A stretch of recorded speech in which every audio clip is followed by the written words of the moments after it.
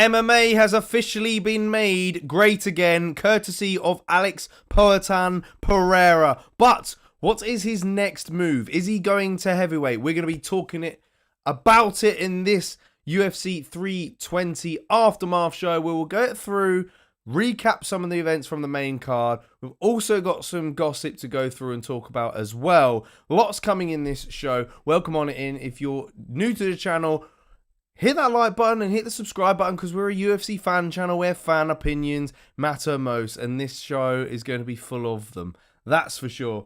Few things we want to talk about is, we'll talk about whether it's going to be Aspinall, Gane, or John Jones next for Alex Pereira. He's kind of discussed all options, I think, in the last few months or so. But one particular name was mentioned during the post-fight press conference, so we'll talk about that. We'll also talk about Merab's next fight and the fact that he isn't really interested in super fights. He wants to hold down the division and become, well, he probably already is really the best bantamweight of all time. So we'll get into that. We've also got an update on the UFC White House card. We've got a date now, and maybe we'll get into some of the potential matchups as well that'll be on that card. We've also got a huge January event coming, which Dana kind of hinted at during his post-fight interview as well. So we'll talk about potential headliners for that. And yeah, lots to come. So stay tuned, buckle up, and let's get ready to hear your thoughts and opinions on all the gossip to follow this past weekend. George Murray's in the house. Yes, JK, how are you feeling today? Go Jags. Mate, I've been a bit sore, man. I can't lie. It's been... today sucked. It really did. But look, we'll bounce back better than ever. Few mistakes, few things we need to iron out. But look, we've made Super Bowls, championship games before. We've lost 5 games in the season. So, yeah, I'm still feeling positive, bro. But fair play to the Jags, man. 4-1, absolutely slaying it this season compared to last season, which they weren't very good at all. So welcome on, George. Smash that like button, buddy. Allberg versus Poatan next. Yuri versus Injured Ank.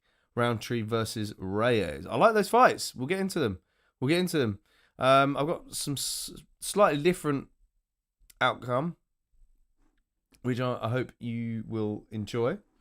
So, smash that like button. And how's your day been? And, lots to get through. I only caught the main card because I've been away in Dublin. So, I haven't seen any of the prelims.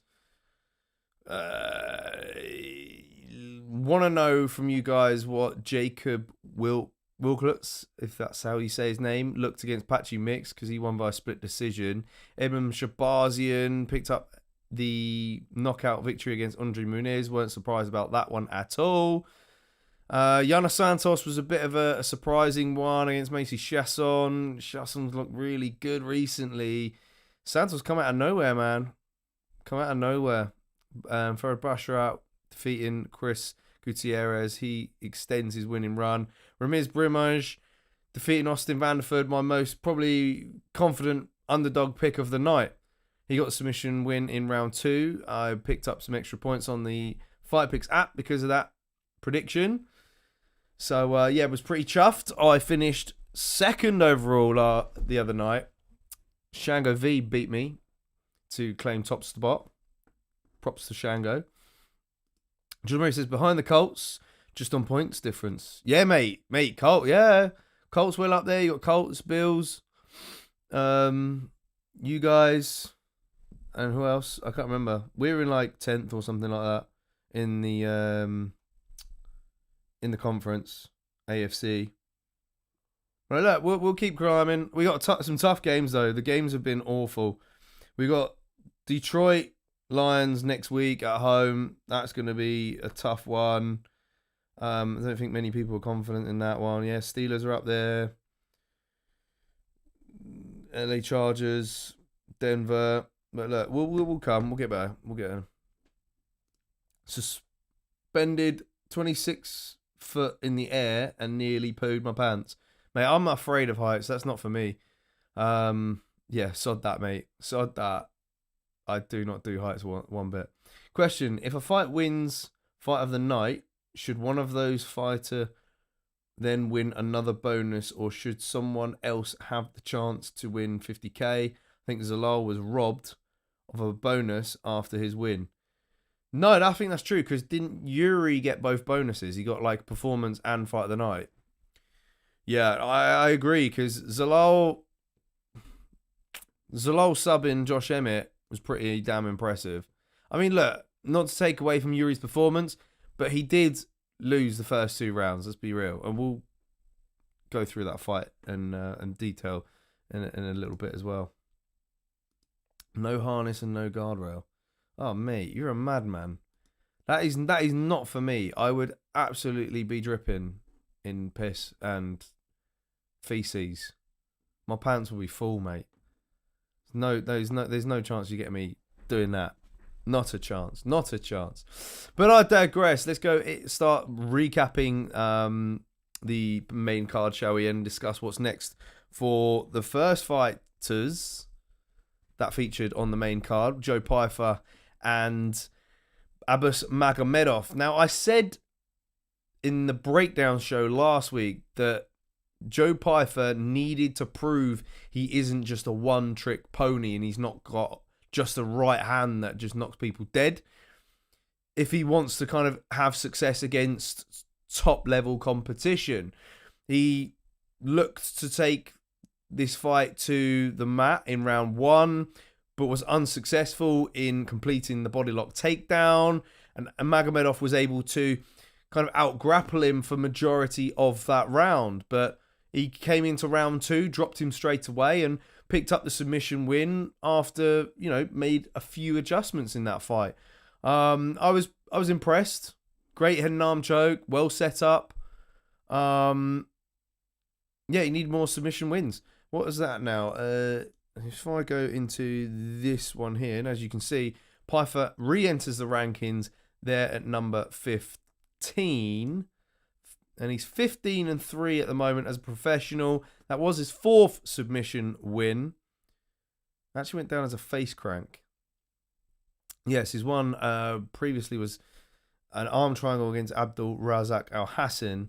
Same kind of like way that he finished it as well. I'm sure he cracked Al Hassan and put him down and then submitted him against the cage. Only one loss in the UFC. That was against Jack Hermansson. He did lose via an elbow injury on the Dana White Contender Series against Dustin Stolfus. So that loss is kind of really aged, isn't it? Come on side, JK. I'll show you the GBM way. I'm all right. Pyfer versus Costa, says George Merry. Abbas versus that African powerhouse. Don't know his name. That he was on the prelims. Oh, yes, I know who you're about. Yeah. I've forgotten what his name is as well. That's actually a really good shout. But for Pyfer, though, I like, Pyfer versus Costa. I'm a fan of that fight. That's a good one. Costa coming off a win. Starting to look a bit better now. But does he deserve to fight a little bit higher in the rankings? Although he's fought most of the guys in the rankings. I think previously I felt that he should maybe take on a Carvalho next. For Joe Pyfer, I want to see him against Roman Dolidze. He got subbed by Anthony Hernandez back in August. Both guys are very strong for the division as well, and could easily make a run at light heavyweight. So, for that, because of that Dolidze performance, I want to see Pyfer in there as number 12 guy. For Abbas Magomedov, however, I think you got to give him Edmund Shabazian. He TKO'd Andre Muniz on the prelims. He's on a 3-fight win streak now. 2 of them were by knockout, I believe. Fun fight. You got boxing-orientated Shabazian against kickboxing-orientated Abbas Magomedov. Both guys, grappling-wise, not the biggest of grapplers, really. Shabazian, I think, has had a few submission wins. Is he had like 1 or 2? I want to say. Abbas looks good on the ground. He's only had one submission win. He got subbed by Mershot. And he rear naked choked Jack Marshman. Shout out to the Welshman and Jack Marshman. So, yeah, for that reason, stylistically, I think that makes a fun fight for both guys. I don't really have anyone else for Abbas Magomedov. But yeah, no, I like that guy you're referring to, George. I didn't really get to see him, but he's a monster. He will probably get a ranked opponent pretty soon. They'll fast track him for sure. I mean, middleweight's hotting up right now as it is anyway. You've got a list of contenders. Sean Strickland spoke out recently saying that he would like a fight with Anthony Hernandez, and then he'll fight Khamzat Chimaev, and he also believes that he's Chimaev's toughest test, which I kind of agree as well. So maybe he might get him. You got Derrida, who's going to be fighting this weekend against Brendan Allen, who's down at number 9. Robert Whittaker's talked about moving up to light heavyweight. Whether or not that's going to happen, we don't know. Carbajalio didn't really look particularly great, did he? In his last fight, he was awful against Nassourdine Imavov. Imavov is holding it down. My guess would be he's the next one to fight Khamzat. And then Sean Strickland will fight the winner. Or, the winner. Or Anthony Hernandez versus Sean Strickland winner will fight that. Or, I don't know, Derrida's in the mix. It's such a tough division to call right now. There's going to be some fun matchups to make in 2026 for sure. But, yeah, some of the old heads like Jerry Cannonier, maybe you want to give that absolute African powerhouse a fight against him. That would be my guess. But moving on, let's talk about then the second fight on the main card, which saw Youssef Zalal picking up the submission win armbar against Josh Emmett. Now, I said during the breakdown that a finish would help Zalal make a case for a title eliminator fight. But was it enough, guys? That's the question. Was it enough, or is there just too many contenders at the moment in the featherweight division? Now, I don't think Emmett was expecting Zalal to shoot for takedowns on him. It happened really quickly. Little resilience from Emmett, I would say. The armbar transition was super slick as well.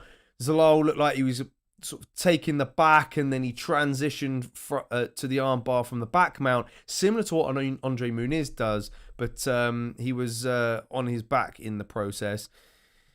Zalal called out Lerone Murphy, but he's in a bit of a tough spot right now because there's a lot of matchups to be made.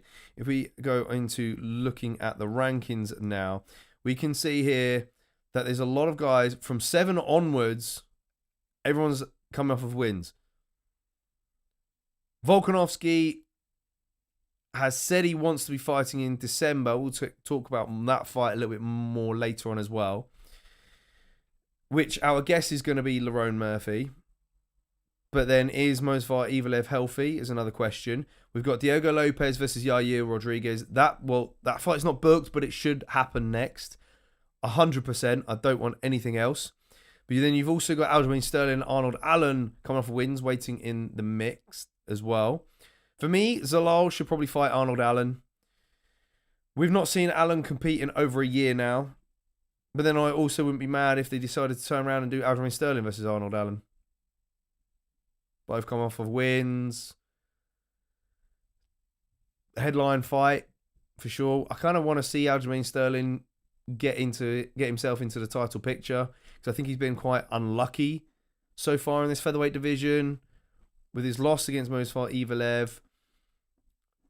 That's his only loss. The Brian Ortega fight was a great masterclass, but it was a catchweight in the end. George Murray says Abbas versus CLD. Oh, that's a fun one. Yeah. For sure. Zalal versus Arnold Allen. George Murray. Yep, that's one I'm going for as well. Breezy, good afternoon, evening, sir. Which matchups are you making next for Youssef Zalal? That's what I nearly said his name wrong then. As for Josh Emmett, I would give him Brian Ortega at number 8 there. Now, Brian Ortega has teased a move to lightweight because he struggled to make the weight cut in that last fight. But both of these men have been in the division for quite some time, and timing kind of makes sense for this fight for both of their careers, I would say. If you're not going to make that fight, then Josh Emmett could very well fight Gene Silva. Both guys power punchers. Someone's going to sleep in that fight. Guaranteed finish. Or you would do Patricio Pitbull. Pitbull Emmett is a fun one. Both experienced guys. Gene Silva could probably do with someone else. The winner of Steve Garcia versus David Onama, perhaps. That'd be my guess. Or Giga Jakaze, who actually called him out on the weekend as well. So that's another option. Zalal, I like Zalal's skill set. He's very difficult to hit. Got excellent submission skills, as we can see. But he's going to have to wait for his time. So, yeah, Volk has got, before he retires, a Mosvar Evalev fight, a Lerone Murphy fight, perhaps Aljamain Sterling or Yusuf Zalal. Yeah, Arnold Allen depends on performances. Zalal should defend his new ranking, now maybe Gene Silva. Let's be real, top 6 will be booked against each other within the next 6 months, says George Murray. Agreed. Yeah, true. Yeah, the Gene Silva fight is also a good mix. I could chuck in David Onama and Steve Garcia winner, because that fight is going to happen November 1st, and that's going to be a headliner as well. It's 5 rounds. Yeah. No, we'll all eyes open. 8-fight win streak, though, for Zalal. 8-fight win streak and a finish. Looks good. Yeah, I think hopefully Lerone Murphy's getting the title shot against Volk in December. That's what I'm praying for, I think. That's what I'm praying for. If we now head on to talk about the featured bout on the main card between Yuri Prochazka and Khalil Roundtree. Now, who saw this outcome coming? Because Roundtree landed some excellent strikes to the body, and his counters were getting a reaction from Yuri in that round 1. You know, Yuri was doing some like weird things, weird ways of acknowledging them. Like to say, like, yeah, you got me there, as he's like dipping his head like back and forth, bouncing up and down like a yo-yo. But round 2 was kind of like the closest round to score, I felt, watching it. Yuri started to kind of lead the dance a little bit more in that round, and his constant pressure just kind of became too much for Roundtree in that 3rd round. Roundtree burnt himself out and could no longer withstand the output that Yuri was throwing and putting on him. It was an absolute masterclass, another great performance from Yuri, but does he deserve another title shot? That's what he's going for. He's gunning for it, but with Alex Pereira being the champion currently, do we really want to see that trilogy fight? We don't, because he's been knocked out twice by him. So, and I said during the breakdown, Yuri should have been praying that Ankhalaev got the win, because then, without a doubt, he's the next man in line. But for me, this is what I think is going to happen. I think that Pereira, and we'll talk about the heavyweight picture in a sec, Pereira's going to move up, and in that case, we will get Yuri Prochazka versus Carlos Ulberg for the vacant belt. Because lately, the UFC have been doing that to champions. If you want to move up in the division and challenge for the next belt, you've got to vacate it. We've seen it with Topuria. We've seen it with Makhachev. It's going to happen with Alex Pereira. So, Carlos Ulberg versus Yuri Prochazka. Who takes the win in that fight? I mean, Ulberg, he's a power puncher. He's got some technical skills. Great kicks. But, look, going off of base recent performances, maybe I want to give the nod to Yuri Prochazka. Don't get me wrong, the Dominic Reyes finish for Ulberg was great. He took out a Reyes who was on the rise after coming back from back-to-back knockout losses. And yeah, the finish was great, spectacular. But who's looked better in their fights? Allberg had a close one against Jan Blachowicz. Didn't warrant a title fight after that, after beating a former champ. He's going to take out another former champ in Yuri Prochazka, in my opinion. And I want to see Yuri grow back the antenna. Like, for that fight. Go vintage Yuri, bring back the antenna, and then get this belt back. You know? He can do it, for sure. That's all I want to see. Yuri custom shorts with his hair piece as a tail. That's what we need. That's what we need. Because I thought he cut that thing off because he lost. You got Magomed trilogy or Yuri trilogy, but Allberg is next. Give the fans a fresh title challenger. And I like that option as well. I like you thinking. Yeah. That's another question for later on, isn't it, about the trilogy? Breezy says we need to complete Modi's redemption arc, and Khalil losing has begun aligning the stars. Yeah, and we were talking about this yesterday, weren't we, Breezy? And that's a fun one for you, George Murray, and the guys in the chats. Modi is gunning for a ranked opponent next, and he really wants to fight Khalil Roundtree. And it's a great story for them to make that fight happen. I just think Modestus needs a win against a ranked opponent first before he rematches Khalil. I'm hoping that's going to be the case. Because at the bottom of the rankings, if we go into the rankings, we've got a few people coming off of losses. In fact, from 9 to 4, everyone's coming off of losses. So some fresh blood is going to come in and fight at least one of those guys. Now, you've got Volkan Oezdemir against Alonzo Menafield. Menafield coming off a win against Umar Sy. Oezdemir is ranked at 9, so winner that fight, I think Modestus gets. Or Modestus might step in if one of those guys pulls out. If anyone pulls out, to be honest, I'd put my money on Oezdemir perhaps. He's a lot older, isn't he? But yeah, for Khalil Roundtree, the fight that I want to see him in next would have to be Magomed Ankhalaev, if I'm honest. Stand-up warfare. When Ankhalaev heals up, he's got some injuries, we know that. I'm sure Roundtree's going to have to take some time off after that beating. You've got, two technical strikers. Ankhalaev's got wrestling to fall back on. Khalil didn't look great in that third round at all against Yuri. Does the same thing happen in the Ankhalaev fight?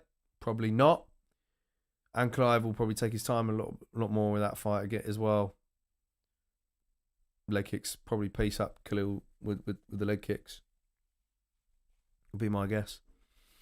Other than that, though, who else would you want to see Roundtree against? I mean, you could see him against the winner of Jan Blachowicz and Bogdan Guskarov. Guskarov, another fresh name in the division. He took out Nikita Krylov back in July. A win against a former champion would make it 5 wins in a row for him, and then he's also knocking the door.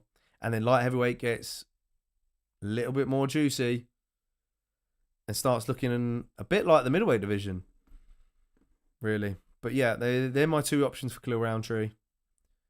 Stick with us, guys. We've got the co-main event to talk about next, and then we've got the main event, as well as some interesting headlines and gossip. We'll talk about the UFC White House card. We've got a date announced for that. We'll talk about Dana White teasing a big event coming in January to kick off this series on Paramount Plus. And then we'll also talk about Conor McGregor's recent news about him being suspended for 18 months as well. So stick around for that. Hit a like on the video, guys, and let us know who else you want to see these guys fight next, because that's what it's all about here on the Against the Fence channel. Head on back then to the co-main event, which saw Merab Dvalishvili pick up the unanimous decision win against Corey Sandhagen. Let's break this fight down round by round. Now, Merab is close to tying Islam Makhachev for the second longest active win streak in UFC history. Anderson Silva currently holds the record with 16 wins. Makhachev and Kamaru Usman have 15. Merab has 14. Now, if Islam Makhachev was to beat Jack Della Maddalena in a month's time, then he will tie Anderson Silva's record, which would be very impressive. And again, this comes back to, we talk about Merab Dvalishvili. Is he the best bantamweight we've seen of all time? I think so. I think he has surpassed Dominic Cruz. I do. Dominic's run was fantastic to see. He, like Merab Dvalishvili, just had that kind of you can't catch him aura about him. And then Cruz, of course, fell short against Cody Garbrandt in Cody Garbrandt's biggest performance ever. But how did this fight go? Now, Corey had a solid base when defending takedowns and showed some aggression when throwing his combinations early on in the fight. Merab kind of found his range in round 2 and nearly finished the fight. Did you guys score that round 10-8 in favor of Merab? Because, I mean, they were saying on the broadcast, if there was a less experienced referee in that fight, he would have stopped the fight. And I kind of agreed with him. Merab absolutely mollywopped him. And round 3 was all Merab as well. Round 4 saw better striking from Corey. Started to get his groove back in there. But he got caught in a submission attempt at the end of the round, which, because of that reason, you had to give the round to Merab. And then I felt that round 5, better from Corey, outstruck Merab, put his combinations together again, similar to what he did in round 1, but it was just a little too late. His corner were encouraging him to not move directly backwards. They wanted him to circle out, regain center of the octagon, and then continue to pepper Merab and stuff the takedowns. But if Corey Sandhagen couldn't do it, who can? Who can beat Merab, and how can you beat Merab? We've talked about it on the channel before. Brief list of things that you need to do is you need to force the fight to him. Similar to what Corey had some success with. Get him moving backwards. You got to stuff the takedowns. Get back to your feet quickly if you are taken down. Corey did a good job at that, I felt. But time kind of ran away from him, and getting caught in the second round didn't really help. To target the body, you need to anticipate when Merab crashes forwards and throw a knee up the middle or an elbow. Corey was trying to do that. He attempted a few jump knees, but they were like miles off the mark. He needed to do better with those. And yeah, you need to circle whenever Merab moves forward. Whenever he tries to engage first, you need to get out of there. And just kind of keep up with his pace throughout the whole fight, which is easier said than done. But who is the one fighter who is closest to achieve all of those things? Well, I've said before on the previous Aftermath show, I felt that Mario Bautista is your man to give Merab his biggest test. Now, he's going to be taking on Umar Nurmagomedov, and that's going to be happening at UFC 321 in Abu Dhabi at the end of the month. But who do you guys want to win that fight? Do you want it to be Umar Nurmagomedov, Sambo heavy style with those flashy kicks that he likes to throw?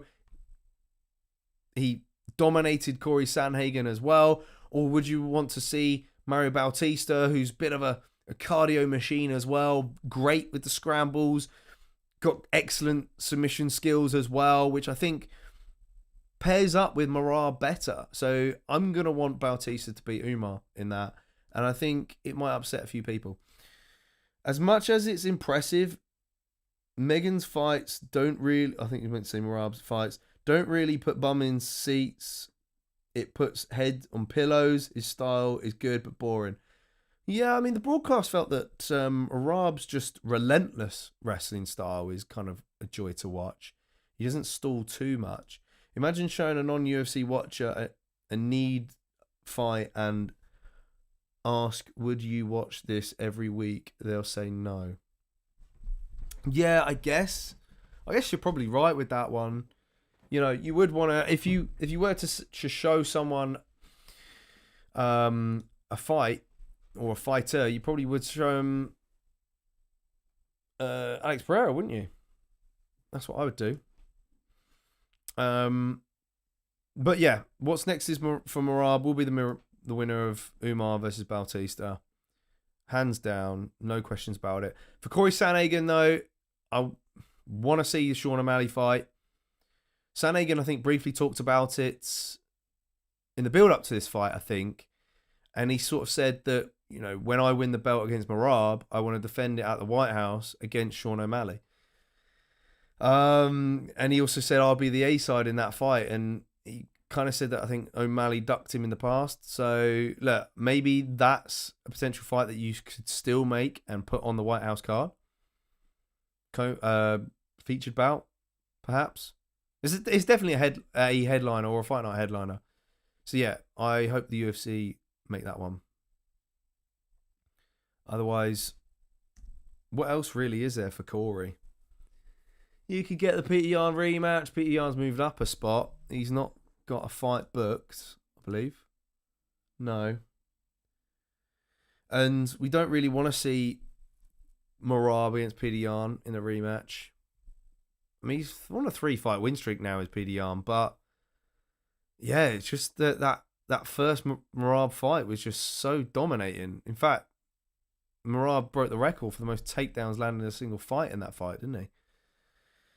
So it's going to be a tough sell. It's a tough sell for the UFC. I think you do Sandhagen versus Peter Yan next, personally. O'Malley's still at number 1. That's so weird. UFC need to drop him. Drop him down. In fact, the winner of Bautista Umar will get the number 1 spot, I reckon, after that.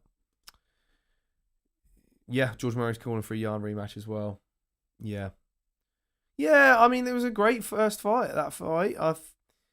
Corey won the first round. Yan kept it competitive throughout, and I think Corey Sandhagen's a different fighter now. So why wouldn't you want to make that fight?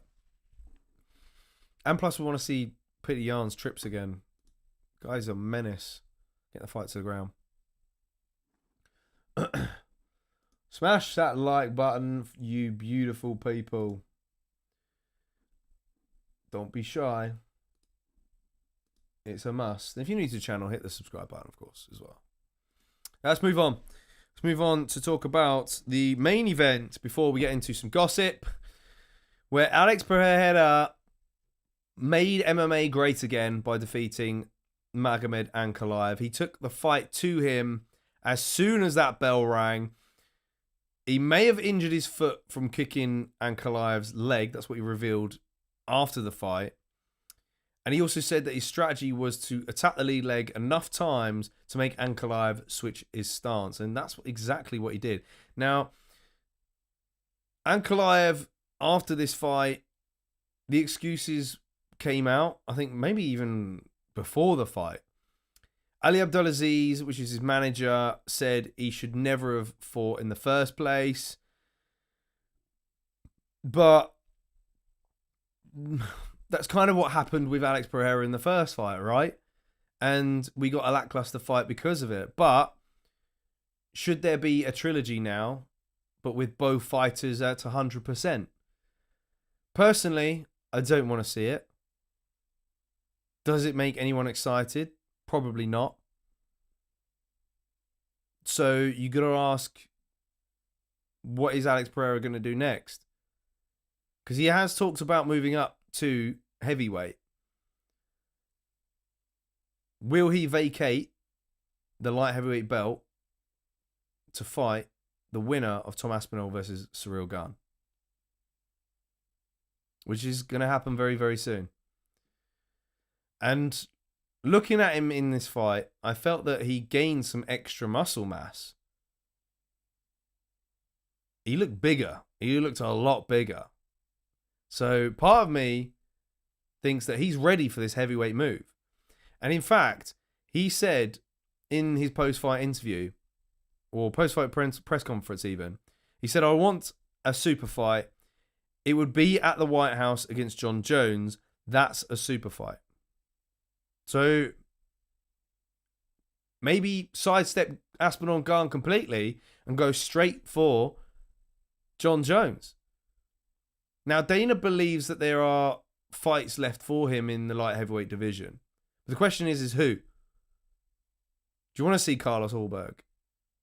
Do you want to see... let's send it back to the rankings. Do you want to see him fight...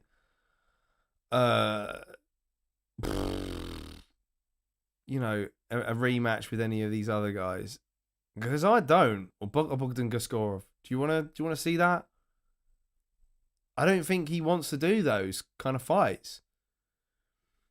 He has said in the past that he's not got much time left in his career. He did want to have a crack at the heavyweight belt and then call it a day.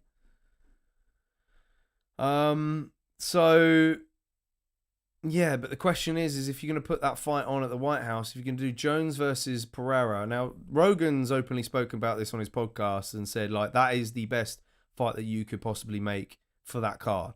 And I do agree. And it also helps that John Jones is American as well. You've got to have an American headlining that card. But then also Dana's come out and said that he doesn't really trust John Jones. Would you trust John Jones to headline the White House card? I don't. If I'm honest, I think John needs to fight the winner of Aspinall versus Gane. And then, if you win that fight at the White House against Alex Pereira. Because what? Are you going to do like a BMF belt at light heavyweight? It'll be your only option then.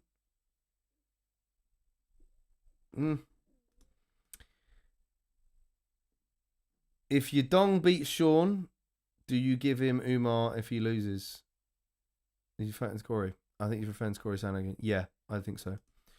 Tom destroys Alex in 2. Yeah, I still think that as well. I still think that, despite the mass that Pereira will be putting on, he stuffed one takedown against Ankhalaev, but that's only because he cracked Ankhalaev, and Ankhalaev reacted by shooting for a takedown. And then the way he finished him on the ground with elbows as well, 12-6, they were nasty. But yeah, going back to what's next for Ankhalaev, it would have to be Khalil Roundtree, or you give him Yuri Prohaska if Carlos Ulberg isn't ready. That's what I would do. He won't do that, JK. He'll need 8 years to prepare. Are you on about John Jones? Yeah, John Jones will need 8 years to prepare for Alex Pereira. I mean, both guys want the fight at the end of the day, don't they? Jones said even around the Stipe or after the Stipe fight, he would only fight Alex Pereira. Pereira's going to reach for the stars for that fight. That'd be his biggest payday. It's the only fight for him, I think. Yeah. But yeah, Aspinall's going to get through Gane. I've said before, I don't think it will be as quick as people think. I think Aspinall's going to try and test his striking against Gane early on. And he'll resort to grappling later, I think. That's my guess. But if he gets it done in 2, keeps that streak running, then he could defend the belt. If John Jones isn't going to compete, then yeah, I think Alex Pereira will fight the winner. I think that's probably the most likely outcome. Purely because there will be a belt on the line. Only will fight Alex because he's a striker. Didn't want to fight Tom because he's an animal. And that is very true. That is very true. And when Tom Aspinall beats Cyril Gane, I'm very interested to see what Tom has to say in his post-fight interview. Or in fact, in the build-up as well. In fact, I hope that Aspinall just refuses to answer any John Jones-related questions. Because they're going to come. The media are going to ask them. During media day, he should completely refuse them. Jones will be on Twitter after 2:35 in round 1 saying, "Oh, I finished him quicker. You can't be like me. Shut up, John. Your boxers have Manchester poo-poo in them. Oh, George, brilliant. That's class. That's class. All right, cool. We've not got much long left of this show, guys. Smack some more chats in the chat box of potential fights that you want to see. But now let's head on to talking about my prediction. What's a video? We don't want that. Let's head on to talking about the UFC White House card, which we've got an update on. Donald Trump came out and said that the event will take place Sunday, the 14th of June, which happens to be his birthday. But this is a Sunday. So for us MMA fans, we're gonna have to watch fights on a Sunday instead of a Saturday. Like, I don't think I'm ready for that. That watch along, we're gonna have to book annual leave. We're gonna have to book time off work just to bring it to you guys, because that's gonna be a late one as well, right? Now Dana said in his post-fight press conference that we're still talking about the production and how everything's going to work at the White House. I made it clear Conor wants to fight on that card, and you can clearly see Conor is very fired up to fight on that card, but nothing is done yet. No fights are being negotiated with the White House. So they're not looking at it yet, fight-wise. It's all going to be about the production. And I'm also kind of skeptical that we're going to get sold a lie again, similar to the Fight Island dream that he was putting together, which then turned out to be some dome in Abu Dhabi. Now, my guess is that they'll probably build some dome on the White House lawn, and it will probably host about 5,000 people. I hope this dome is complete bulletproof, because otherwise someone's going to get shot. Let's be real. It's the US. I hope that whole perimeter is just got snipers everywhere. You know, it's going to be a weird vibe. But I'm super stoked to see it. Technically Monday. Well, yeah, it'll be Monday for us, right? 14th of June. That's so weird. That's so weird. But then also talking about, on the back end of talking about this White House card, Dana also teased a big event in January to kick off the new Paramount Plus deal. And he said, so if you look at what we're looking down the barrel of right now, we're about to go on the new network on Paramount, and we need to deliver a massive, incredible card in January. Now, who will that be? Who's available? Now, as you can see, Happy Punch have made a post that the UFC reportedly open to the new Paramount deal with Ilia Topuria versus Justin Gaethje. Do you guys want to see that fight next? Because I believe that UFC did promise Gaethje a title fight following the win against Rafael Fiziev, but then that didn't materialize. That didn't happen. They also brought Paddy Pimblett into the octagon when Ilia Topuria beat Charles Oliveira. So some would say that perhaps the January card could be Topuria versus Pimblett, which I'm not mad at. It's a big fight. You're going to kick things off that way. Big new deal. Paddy the Baddie Pimblett is your man to do it. Where are they going to host the fight? Would be likely Vegas. I don't think anything's down yet for that. Nothing's been confirmed. And then you also got to think about who else is going to be on the card as well. If you're going to stack it, you got to put another title fight on there. The only other champion that I can see that's available would be Kayla Harrison. Are you going to do Kayla Harrison versus Amanda Nunes in January in co-main event? Possible. You can't do Pantoja defending the belt against Joshua Van, because I believe that fight is going to be scheduled in December. That'll co-main underneath Volkanovski and Lerone Murphy. Merab's just for lightweight. That's the one. Jack Della Maddalena is defending his belt against Islam Makhachev at the end of middle of November. You do Hamzat, chuck Hamzat in there. I think Hamzat comes back later on, personally. I mean, Pereira loves a quick turnaround. If you can sort his foot out, maybe he could defend the belt. And that's pretty much it. That's all we got. You got the women's strawweight bout is going to take place next month as well. And the flyweight belt, both on the line. So yeah, Kayla Harrison defending her belt is the only option. Jersey is always at the start of the year. That is true. That is true, George Murray. Maybe it could be in New Jersey. Damn, our boy Wales be in for a treat with that one. But moving on. Oh, wrong one. Moving on. Talk about the last topic of the evening, which is Conor McGregor suspended for 18 months following a violation of the UFC anti-doping policy, where he failed to provide his whereabouts for a test session on 3 separate occasions in 2024. Now, I kind of knew this was happening. I kind of knew that this was going to be the case with Conor. Dates were 13th of June, 19th of September, and 20th of September. Mate, he was out yachting it and snorting coke. Of course, he was not in a fit state to do a test, and he ducked it. And this is the reason why we've not seen Conor in a long time, why Dana has been putting it off every time he gets asked, after every single pay-per-view.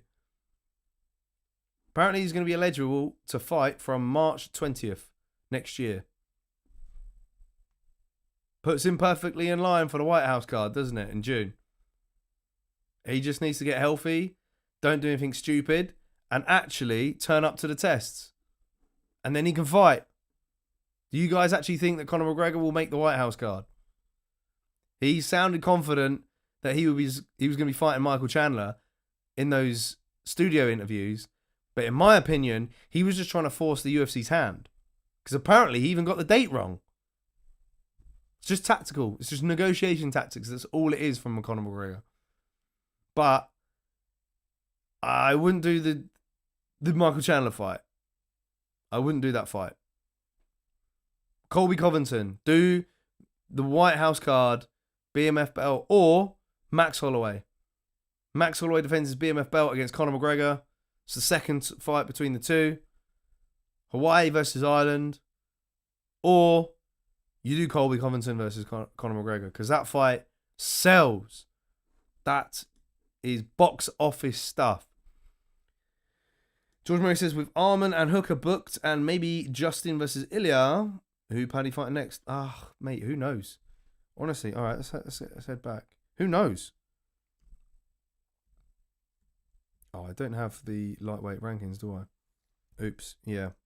So I keep being asked about we don't have lightweight rankings. Let's head on back here. But I can tell you, can't do a rematch with Holloway, can you? You could rematch Oliveira. Oh no, sorry. No, you do Paddy Pimblett versus Max Holloway. Or Charles Oliveira. The winner of Oliveira and Gamrot. Could be another one as well. Conor fighting his demons, says George. Agreed. He's got a lot of them over there. But he's also gone on hiatus from social media as well, which is great. I mean, that's perfect timing as well. It's funny that, isn't it? Goes on hiatus and it comes out that he got 18-month suspension. It all makes sense.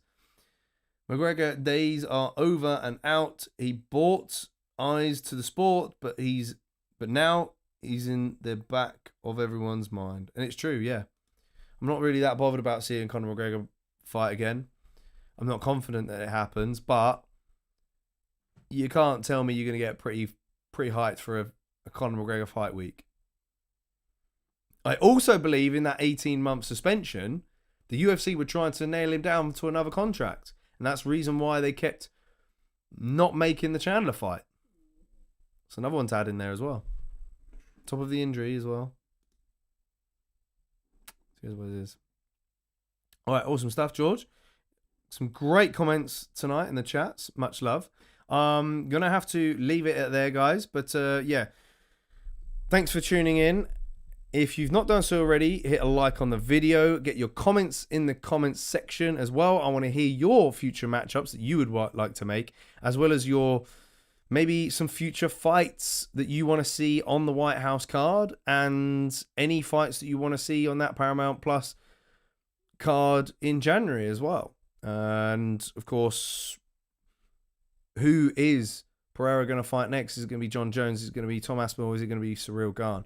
Time will tell, and it's an exciting time to be an MMA fan. So I will see you this weekend for a watch along for your UFC Rio Oliveira versus Gamrot. That is at a much earlier time. I believe it's going to be 12 a.m. UK time, 7 p.m. Eastern time, and 4 p.m. Pacific time. So make sure you've got the notifications bell rang on our channel, and stick around. Join us for a live watch along for that. We will have lots of predictions, lots of breakdowns, and we'll be battling it out in the Fight Picks League as well, which is the Fight Picks League you can find in our description. Download the Fight Picks app and join our ATF 2025 League. That makes watching the fights even more fun, and of course, bragging rights in our chats as well. So yeah, be a part of the community, be a part of the fun. I'll see you this weekend. Ciao for now, guys. Rest easy.